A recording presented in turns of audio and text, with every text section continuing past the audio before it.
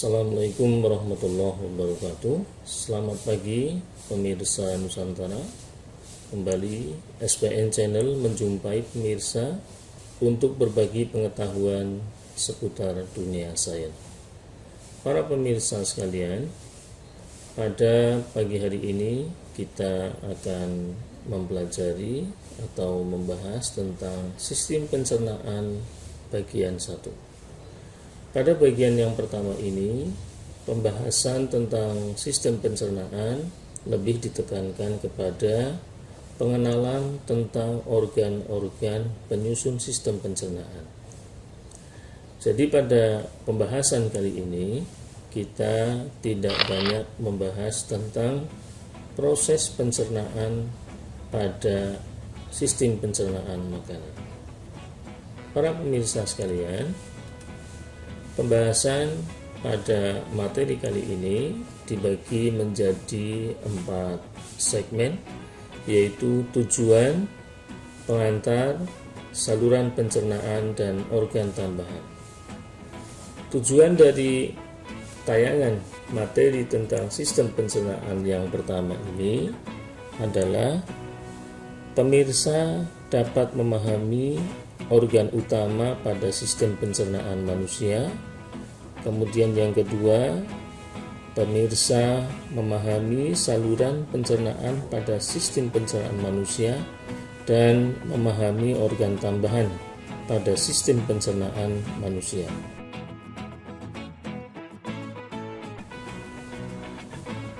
Para pemirsa sekalian, sistem pencernaan manusia memiliki organ utama yang terdiri dari saluran pencernaan dan organ tambahan. Saluran pencernaan merupakan organ-organ yang dilewati atau dilalui oleh makanan dan sisa pencernaan makanan.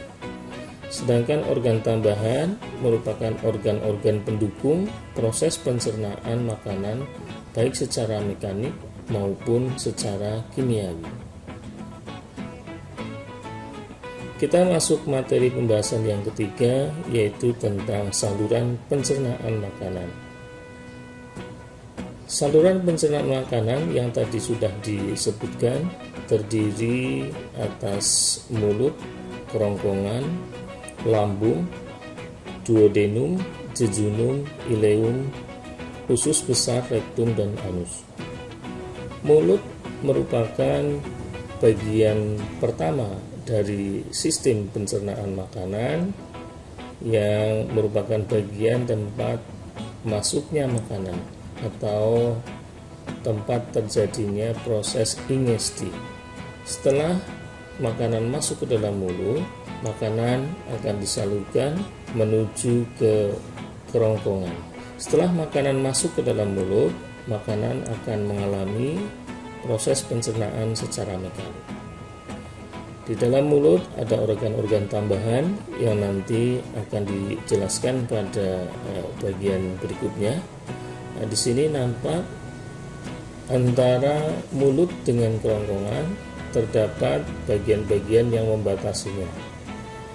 Di sini terlihat bahwa makanan setelah dikunyah di dalam mulut, maka makanan akan masuk ke dalam kerongkongan melewati bagian yang disebut dengan faring. Pada bagian faring ini terdapat katup yang dinamakan epiglotis. Katup epiglotis ini akan menjadi penutup dari tenggorokan atau trakea saat makanan ditelan masuk ke dalam kerongkongan.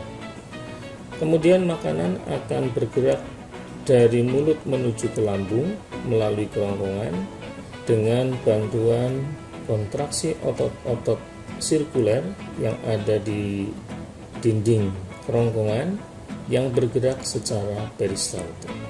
Bagian berikutnya dari saluran pencernaan makanan adalah bagian lambung. Lambung pada sistem pencernaan manusia terbagi menjadi bagian kardia, bagian fundus, kemudian bagian korpus, dan bagian pilorus. Kardia merupakan bagian yang membatasi antara kerongkongan dengan lambung. Pada bagian ini ada otot melingkar sphincter yang punya peranan untuk mengatur masuknya makanan dari kerongkongan ke dalam lambung. Kemudian fundus. Fundus ini merupakan bagian pusat dari lambung. Di bagian ini makanan tersimpan kurang lebih 1 jam. Kemudian badan lambung, dan bagian yang terakhir adalah bagian pilorus. Bagian pilorus merupakan bagian yang membatasi antara bagian lambung dengan bagian duodenum. Di sana juga terdapat otot sirkuler sphincter yang mengatur proses masuknya makanan dari lambung menuju ke duodenum. Kemudian dinding lambung itu tersusun atas 4 lapisan. Dari bagian dalam secara urut, lapisan pertama adalah mukosa, kemudian submukosa, lapisan otot, dan lapisan serosa. Lapisan mukosa lambung tersusun atas lipatan-lipatan jaringan epitel. Jadi jaringan epitel pada lapisan mukosa itu menyusun membentuk lipatan-lipatan, dan pada lipatan-lipatan itu terdapat palung-palung yang membentuk kelenjar lambung. Pada bagian kelenjar lambung ini, sel-sel epitel penyusun dinding mukosa mengalami diferensiasi membentuk sel-sel khusus yang berfungsi tertentu, yaitu membentuk sel mukosa, ini yang diberi warna merah. Sel mukosa ini mempunyai peranan untuk menghasilkan cairan mukosa yang punya fungsi untuk pelumas dari ruangan lambung. Karena kita ketahui lambung ini selalu berkontraksi sehingga dinding-dindingnya bergesekan satu dengan lain, maka cairan mukosa akan memiliki manfaat sebagai pelumas dan pelindung dari lapisan mukosa itu sendiri. Kemudian sel yang kedua adalah sel utama. Sel utama ini yang warnanya merah muda, fungsinya adalah sebagai sel-sel penghasil pepsinogen. Pepsinogen merupakan proenzim yang nanti akan diaktifkan menjadi enzim pepsin. Kemudian sel parietal. Sel parietal merupakan sel-sel pada kelenjar lambung yang menghasilkan asam klorida. Asam klorida, kemudian pepsinogen dan cairan mukosa bercampur membentuk getah lambung yang nanti akan dikeluarkan melalui palung-palung dari dinding lapisan mukosa ini. Kemudian lapisan yang kedua di bawah lapisan mukosa adalah lapisan submukosa. Lapisan submukosa ini lapisan yang banyak mengandung pembuluh darah yang punya fungsi untuk mensuplai nutrisi yang dibutuhkan oleh sel-sel penyusun dinding lambung. Kemudian lapisan berikutnya adalah lapisan otot penyusun lambung, adalah jenisnya otot polos yang tersusun secara memanjang, melingkar, dan menyerong. Susunan otot yang memanjang, melingkar, dan menyerong ini memungkinkan otot-otot pada lambung berkontraksi menghasilkan gerak peristaltik yang sangat bervariasi, sehingga sangat mendukung lambung untuk melakukan pencernaan secara mekanik, di samping pencernaan secara kimiawi yang dibantu oleh getah lambung. Bagian berikutnya dari saluran pencernaan makanan adalah usus halus. Usus halus dibedakan menjadi 3, yaitu duodenum, jejunum, dan ileum. Secara makroskopis, ketiga Ketiga bagian usus halus ini sulit dibedakan karena bentuknya hampir sama, tetapi secara histologis ketiganya memiliki perbedaan. Histologi adalah cabang ilmu biologi yang mempelajari jaringan-jaringan penyusun organ. Nah, jadi secara histologi, duodenum, jejunum, dan ileum dapat dibedakan. Bagian pertama yaitu duodenum. Duodenum merupakan bagian awal dari usus halus yang ukurannya pendek, kurang lebih sekitar 1/4 meter atau 25 cm. Getah pencernaan yang bekerja pada bagian duodenum ini diantaranya adalah getah-getah pencernaan yang asalnya dari pankreas dan kantong empedu. Keluarnya getah pankreas dan cairan empedu sangat dipengaruhi oleh hormon yang dihasilkan oleh duodenum, yaitu hormon skretin dan hormon kolesistokinin.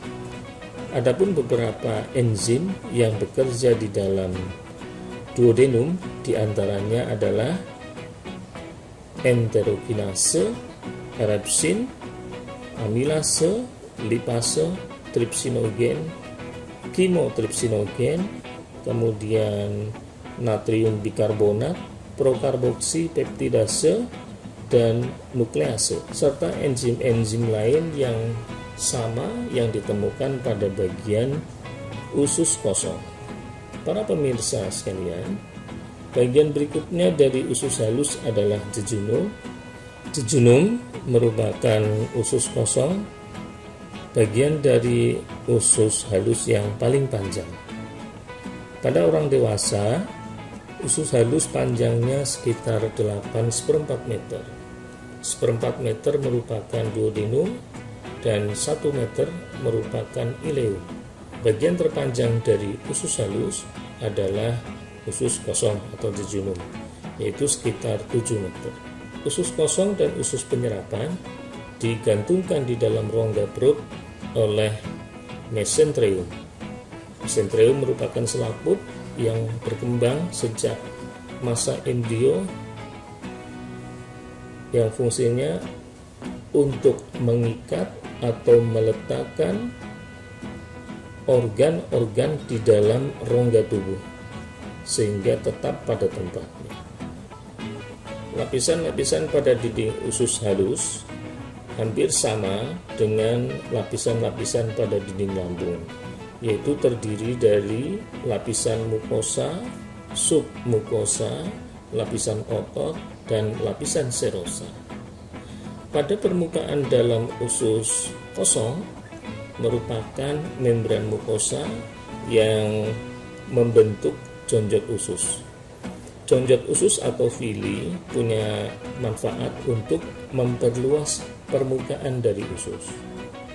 Nah, jenis enzim yang bekerja di dalam jejunum diantaranya adalah enterokinase, erepsin, laktase, maltase, sukrase, lipase, amilase, karboksipeptidase, aminopeptidase, nukleosidase, dan fosfatase. Para pemirsa sekalian, jejunum ini merupakan bagian akhir dari proses digesti sebelum makanan akan mengalami proses absorpsi di bagian usus penyerapan. Sehingga bagian ini merupakan bagian yang sangat sibuk untuk menyelesaikan proses pencernaan makanan. Pemirsa sekalian, bagian selanjutnya dari saluran pencernaan adalah ileum. Ini merupakan bagian akhir dari usus halus yang punya fungsi untuk menyerap sari-sari makanan. Lapisan-lapisannya tadi sudah disebutkan, ada 4 lapisan penyusun dinding dari usus halus. Nah, pada dinding ileum ini, lapisan terdalamnya yaitu lapisan mukosa, membentuk lipatan-lipatan epitel. Nah, lipatan-lipatan epitel ini selanjutnya membentuk jonjot usus atau villi. Pada villi ini terdapat sel-sel epitel yang juga memiliki diferensiasi pada bagian membran selnya. Diferensiasi pada bagian membran selnya membentuk tonjolan-tonjolan yang sangat kecil yang disebut mikrofili. Mikrofili maupun villi memiliki manfaat untuk memudahkan proses absorpsi sari-sari makanan yang telah dicerna pada saluran-saluran makanan sebelumnya. Di bagian submukosa terdapat pembuluh kapiler darah dan pembuluh kapiler limfa yang punya peranan untuk mengangkut sari-sari makanan yang telah diabsorpsi atau diserap oleh jonjot atau villi. Para pemirsa sekalian, setelah makanan mengalami proses pencernaan dan penyerapan atau absorpsi, selanjutnya sisa pencernaan makanan akan masuk ke saluran pencernaan yang berikutnya, yaitu usus besar.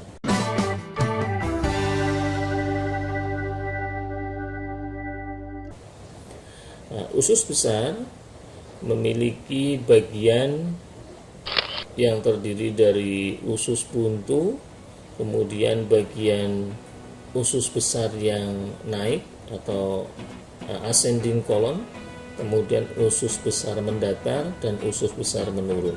Sisa pencernaan makanan yang berada di dalam usus besar ini selanjutnya akan dikeluarkan dari tubuh setelah melewati rektum dan anus. Nah, pada bagian awal dari usus besar, yaitu di bagian usus buntu, terdapat bagian tambahan yang dinamakan dengan appendix atau umbai cacing. Di bagian ini banyak ditemukan jaringan yang berfungsi untuk menghasilkan sel-sel darah putih, sehingga diperkirakan jaringan appendix ini punya peranan dalam sistem pertahanan tubuh, khususnya di dalam sistem pencernaan ini untuk membunuh penyakit. Namun bagian ini juga sering menimbulkan permasalahan, yaitu ketika makanan yang masuk ke dalam appendix ini terperangkap dan mengalami pembusukan, kemudian menyebabkan peradangan dan pembusukan jaringan pada appendix ini, sehingga bagian ini harus dihilangkan. Inilah yang dinamakan dengan operasi usus buntu untuk menghilangkan bagian appendix ini. Jadi appendix ini sebenarnya bagian kecil dari usus buntu.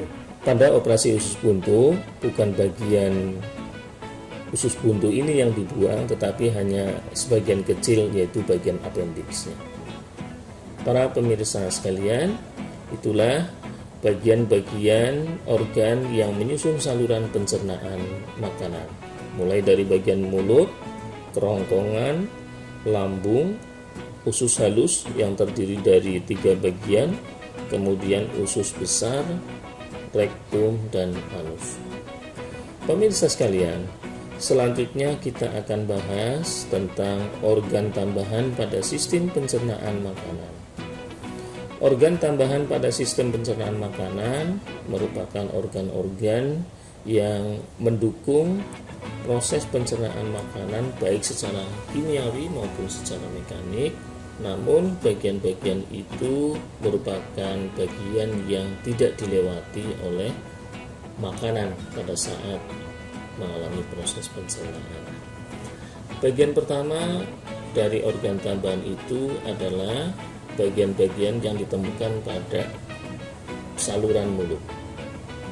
Bagian itu antara lain adalah gigi, lidah, dan kelenjar ludah. Kelenjar ludah pada bagian mulut terdapat ada 3 pasang, dan yang terbesar adalah kelenjar parotis. Kemudian yang kedua adalah sepasang kelenjar sublingualis yang letaknya di bawah lidah, dan sepasang kelenjar submandibularis yang letaknya di bawah rahang bawah. Ketiga pasang kelenjar ludah ini fungsinya adalah menghasilkan air ludah yang mengandung amilase atau ptyalin, kemudian garam, albumin, dan imunoglobin. Secara kimiawi, kelenjar ludah memiliki pH sedikit netral, yaitu antara 6,8 hingga 7. Fungsi ludah bagi proses pencernaan makanan antara lain melindungi selaput rongga mulut dari kondisi panas, dingin, asam, dan basah, kemudian melarutkan zat makanan, mencerna amilum dan glikogen menjadi komponen polisakarida yang lebih kecil, kemudian yang keempat membentuk bolus sehingga makanan mudah ditelan. Kemudian organ tambahan yang kedua yang ditemukan di dalam rongga mulut adalah gigi. Gigi merupakan bagian pada mulut yang secara anatomi tersusun dari dentin, yaitu tulang gigi, kemudian bagian luar dari dentin yang mengarah ke rongga mulut itu dilindungi oleh lapisan enamel atau email yang sangat keras. Bagian gigi yang tertanam di dalam tulang rahang ini dinamakan akar gigi, dan bagian yang terlihat di rongga mulut itu disebut dengan mahkota gigi. Di dalam dentin terdapat rongga gigi yang mengandung saraf dan pembuluh darah. Maka di sini penting untuk menjaga kesehatan gigi, jangan sampai gigi itu rusak mengalami lubang yang menembus ke rongga gigi. Karena apabila itu terjadi akan menyebabkan rasa sakit yang luar biasa ketika kita mengunyah makanan. Karena zat kimia yang ada di dalam makanan akan masuk melalui lubang gigi dan menyentuh saraf-saraf yang ada di rongga gigi. Itulah yang menyebabkan rasa sakit yang luar biasa. Gigi pada orang dewasa jumlahnya ada 32 buah yang terdiri dari 8 gigi seri, yaitu 4 gigi seri di rahang atas dan 4 gigi seri di rahang bawah. Kemudian 4 gigi taring, 8 gigi geraham depan, dan 12 gigi geraham belakang. Nah, masing-masing gigi ini memiliki fungsi yang berbeda pada saat digunakan untuk melakukan pencernaan secara mekanik di dalam rongga mulut. Gigi seri punya fungsi untuk memotong makanan, gigi taring punya fungsi untuk mengoyak dan merobek makanan, sedangkan gigi geraham punya peranan untuk menghaluskan makanan. Bagian yang ketiga dari organ aksesoris yang ada di dalam mulut adalah organ lidah. Nah, lidah merupakan organ yang terdiri dari otot-otot pada bagian lapisan dalamnya, dan di permukaan lidah terdapat papila-papila lidah yang punya fungsi sebagai indera pengecap pada lidah. Lidah di dalam sistem pencernaan punya fungsi untuk mengatur dan memindahkan posisi makanan ketika makanan itu dikunyah oleh gigi, sehingga makanan itu mudah dikunyah secara merata. Lidah juga punya peranan untuk membantu proses menelan. Nah, sebagai indera pengecap, lidah mampu mendeteksi ada 5 rasa yang ada pada makanan, yaitu rasa manis, asin, asam, pahit, dan umami atau rasa gurih. dulu sering dijelaskan ada pemetaan tentang sensitivitas lidah terhadap berbagai rasa. Misalkan di bagian ujungnya ini disebut peka terhadap rasa manis, berikutnya di belakang pinggir ini peka terhadap rasa asin, kemudian di belakangnya rasa asam, dan di bagian belakang ini peka terhadap rasa pahit. Nah, berdasarkan penelitian terakhir, sebenarnya peta-peta itu tidaklah benar, karena hampir semua bagian lidah ini mampu merasakan kelima rasa yang ada pada makanan. Hanya memang ditemukan bagian tepi lidah memiliki kepekaan yang lebih tinggi terhadap 5 rasa tersebut, dan bagian belakang merupakan bagian yang paling peka terhadap rasa pahit. Itu tentang lidah. Berikutnya, organ tambahan pada sistem pencernaan adalah bagian pankreas, organ hati, dan kantung empedu. Pankreas dan organ hati merupakan organ tambahan yang aktivitasnya dikontrol oleh 2 jenis hormon yang dihasilkan oleh duodenum. Jadi duodenum ini menghasilkan hormon skretin dan hormon kolesistokinin. Hormon ini merangsang pengeluaran getah-getah pankreas maupun merangsang pengeluaran cairan empedu yang ada di dalam kantong empedu. Getah pankreas yang dikeluarkan menuju ke ruang duodenum diantaranya adalah amilase, lipase, tripsinogen, kimotripsinogen, natrium bikarbonat, prokarboksipeptidase, dan nuklease. Ketujuh macam zat ini bercampur menjadi satu dan dikeluarkan ke dalam usus 12 jari sebagai getah pankreas. Kemudian cairan empedu yang ada di dalam kantong empedu juga disalurkan melalui saluran khusus menuju ke duodenum. Para pemirsa sekalian, itulah organ tambahan yang ditemukan pada sistem pencernaan manusia. Jadi organ-organ pada sistem pencernaan manusia itu terdiri dari saluran pencernaan dan organ tambahan. Saluran pencernaan itu merupakan saluran yang dilalui oleh makanan maupun sisa pencernaan makanan, sedangkan organ tambahan adalah organ-organ yang tidak dilalui oleh makanan maupun sisa pencernaan makanan, tetapi organ-organ ini sangat penting bagi kelancaran sistem pencernaan makanan. Itulah pemirsa sekalian pembahasan kita tentang sistem pencernaan bagian yang pertama yang khusus membahas tentang organ-organ penyusun sistem pencernaan makanan. Kurang lebihnya mohon maaf, kita akhiri tayangan pada video kali ini. Wassalamualaikum warahmatullahi wabarakatuh.